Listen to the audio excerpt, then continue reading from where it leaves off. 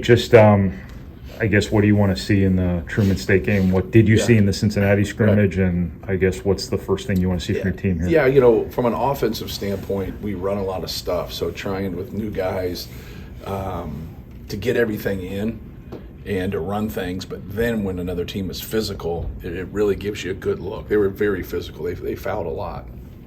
And so I thought that piece of it, just adjusting to a really physical game. We made our free throws and did some good things. There's just a lot of stoppage, and that was something from a defensive standpoint for us. We were trying not to foul.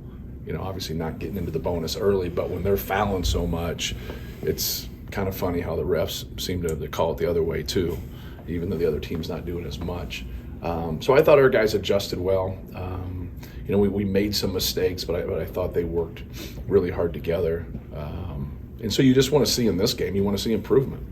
You want to see guys out there just a little more comfortable. Obviously, that game didn't have any fans, so that this will be a little bit different. When we scrimmaged the first time inter-squad, and then we added some fans, about 4,000 people, you could see the concentration wasn't as good. So you got to still be able to concentrate and do your job on both ends. And so that's what I'm looking for. We've played pretty hard. We just have to be more disciplined. We just got to keep working on staying connected and doing what we're supposed to be doing. Does Truman do anything specifically, systematically, that you think can challenge your team, or that you? Well, they shoot a lot of threes, and obviously at that level, it's hard to get quality big guys, and they actually have a couple combo forwards that are good players. And but no, they spread you out. They're going to shoot a lot of threes, kind of mirroring themselves by playing Iowa. We know how Iowa pushes the basketball and how quick they shoot the ball. So they got into a little bit of a track meet there, and Iowa obviously has some good personnel. But no, they kind of run some of the same action Cincinnati does. A little different, obviously different pieces, but they run some of the same action. A lot of ball screen motion. Where did Trey get the bulk of his points Saturday? Was it playing the 5 or the 4, or was it a combination? He was with Caleb, but he posted up more. Yeah, and so Caleb's ability to stretch the defense. Caleb had a couple of nice post-ups that just didn't go down for him. He missed the 3, and there it's tough. Like when you get into those games about getting some opportunities. Trey just got more opportunities. He was on the glass. We got him deep, posting up, and it just kind of depends with their matchups and stuff. If they're together, like who that 4 is going to go on. And in that game, the 4 went on Trey, and so we just, we went to him, and he was very good on the block, very good. You talked about playing with fans, and during Big Ten Media Days, Mackey was voted the scariest place to play. Right. Normally you see that as a home court advantage. Are you concerned for your team's ability to play in their own home court with noise? Yeah, I think it's different more than anything. We have 7 new players with 4 true freshmen, 2 redshirt freshmen, and then a 6-year grad transfer. And so they've been in games before, they've been in those situations, but not at Purdue. And so I think it's always good to get that experience and be able to play in front of crowds in an exhibition game to help them when the season starts next week. You've said over and over again about how much you like Braden and Fletcher, but their experience has to catch up to their ability. Right. How much trepidation do you have about them from an experience perspective that's showing up? Well, they just need to play. Or are they so advanced that it's not that No, big they just deal? need to play. They just need to get out there and have experiences and face different people that are going to give them, different problems. I mean, I think when you see different styles, it gives everybody different problems, and you got to be able to adjust to that. So hopefully through scouting, we can help them with that. But both of them are, sure of themselves and competitive, and it's a good place to start. Have you finalized your starting lineup yet, or are you still kind of playing? We'll start the same lineup that we started the other day. So it's nothing like, and I told him after the game, it's nothing that's concrete. Obviously, I feel that that group of guys, you could have went a couple different directions, but that group of guys, Ethan Morton is somebody that probably should have got a couple more opportunities last year, especially when Jaden Ivey went down, and he didn't because we wanted to stay at the rotation, and I wanted to see Brandon get going because he had struggled coming off the bench, so we started him that one game. But I think he can really give us some intangibles, his ability to defend, his ability to pass, but no, the guards they just mentioned, Braden and Fletcher have really played well, done some good things. You could start any of those guys on the front line. They're all good players.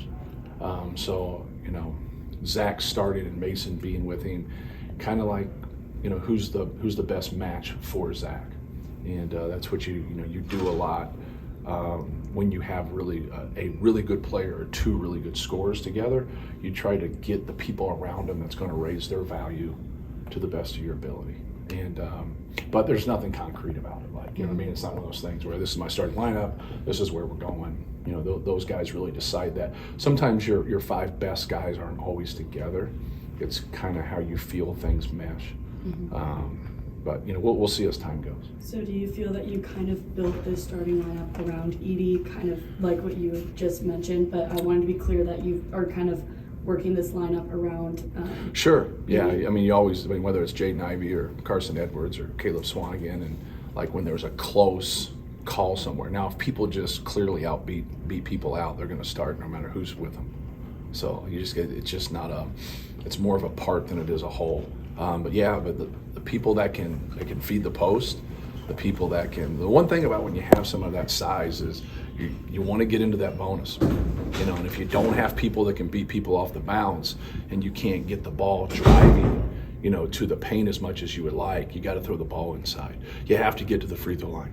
You have to get layups. We missed a lot of layups the other day, but we made our free throws. So you're hoping to get that combination. How did you hold up against the press?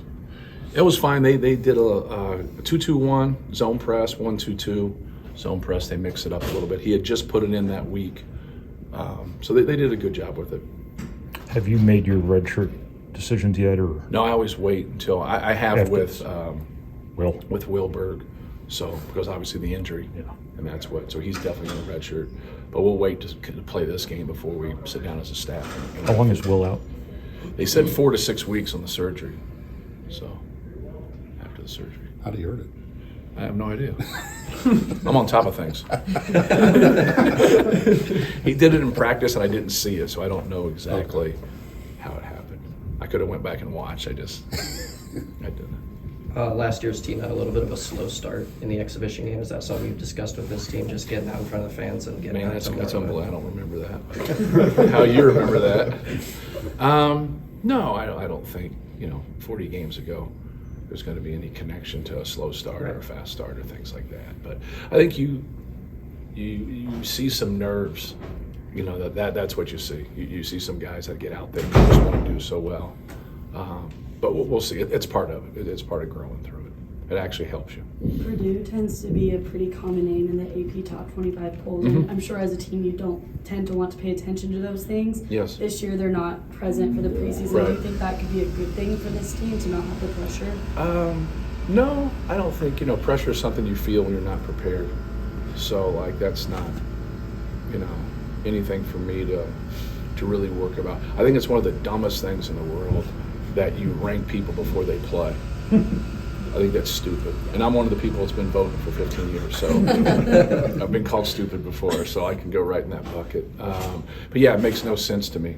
And then where you start in the rankings, so if you start at 8 and I start at 27, and we play 8 games and we're both 8-0, he's probably second in the country and I'm probably 13, and we did the same things. So they should wait about 5-6 weeks, but they're just trying to kind of garner interest and get the season going, so I understand that. Talking